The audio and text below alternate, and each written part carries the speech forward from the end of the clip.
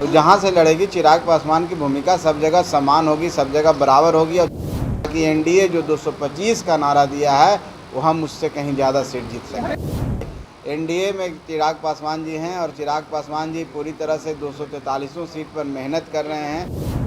नमस्कार, मैं मनीष और आप देख रहे हैं दर्श न्यूज। बिहार विधानसभा चुनाव की तैयारियों में तमाम पार्टियां जुड़ी हुई है।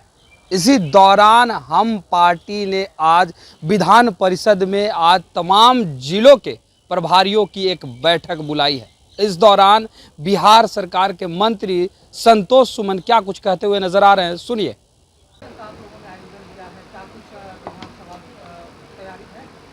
देखिए, आज विधानसभा वाइज हमारे प्रभारी नियुक्त किए गए हैं। पार्टी ने सभी विधानसभा, बिहार के विधानसभा में पार्टी प्रभारी नियुक्त की है और उन प्रभारियों का एक कार्यशाला है, आज आए हैं। और आज यहाँ से जो संदेश जाएगा, यहाँ से जो बातें होगी उनकी बातें सुनी जाएगी।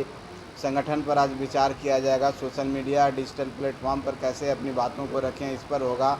आने वाला चुनाव में हमारी रणनीति क्या होगा, किस तरह से संगठन की स्थिति है उस विधानसभा में प्रभारी के जिम्मे होगा, आगे उस विधानसभा में क्या करना है। और तो सारी बातों को लेकर क्या चर्चा परिचर्चा होगी। हम समझते हैं ये कार्यक्रम आज के समय के लिए, आज के दिन के लिए बहुत महत्वपूर्ण है।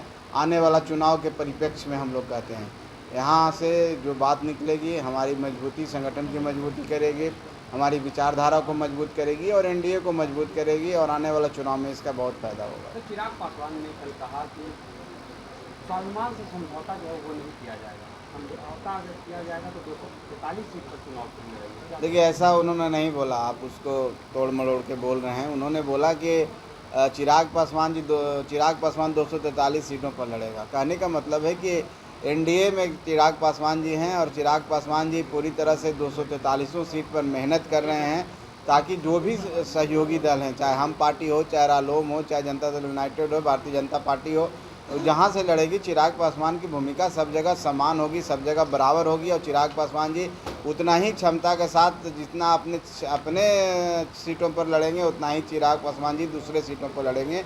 और ये चिराग पासवान जी का नहीं कहना, ये एनडीए का नारा है। एनडीए के सभी घटक दल एनडीए के रूप में लड़ेंगे, कोई पार्टी के रूप में नहीं लड़ेंगे। उन्होंने जो संदेश दिया है उन संदेश का मैं भी समर्थन करता हूं और हम पार्टी भी इसीलिए आज कार्यशाला कर रही है 243 प्रभारियों का कि हम 243 जगह लड़ने के लिए तैयार हैं और 243 जगह पर हम अपनी तैयारी कर रहे हैं। हम जहां लड़ें वहां ठीक है, हम जहां नहीं लड़ें हमारे सहयोगी लड़े, हम मजबूती से उनका समर्थन करें, सहयोग करें ताकि एनडीए जो 225 का नारा दिया है वो हम उससे कहीं ज़्यादा सीट जीत सकें। उपेंद्र कुशवाहा ने कहा है कि सीटों के बंटवारा जो है वो जल्द हो जानी चाहिए, नहीं तो 2020 विधानसभा चुनाव, 2024 लोकसभा चुनाव जैसा हाल हो जाएगा मगध में और शाहबाद के क्षेत्रों में। देखिए, मैं उनकी बातों का सम्मान करता हूं और हम समझते हैं कि गठबंधन के सभी सहयोगी दल जो हमारे गठबंधन के बड़े दल हैं और उनके शीर्ष नेतृत्व भी इस बात को समझती हैं और वो समझते हुए हम जल्दी इस पर बातें होंगी और बातें होंगी तो हमारी आपसी बातें होंगी, एनडीए के अंदर की बात होगी और एनडीए के अंदर की बात होगी तो जब हम सब बातों पर एक निष्कर्ष पर पहुंचेंगे तो निश्चित तौर पर आपको भी औपचारिक रूप में हम लोग बता पाएंगे। लेकिन आज के समय में हम इतना ही कहेंगे कि जो भी कुछ होगा सम्मानजनक तरीके से होगा, शांति से होगा, सद्भाव से होगा, एनडीए को मजबूत करने के लिए होगा, बिहार को विकास के लिए होगा और देश की डबल इंजन की सरकार, बिहार और देश में डबल इंजन की सरकार को मजबूत करके बिहार एक नई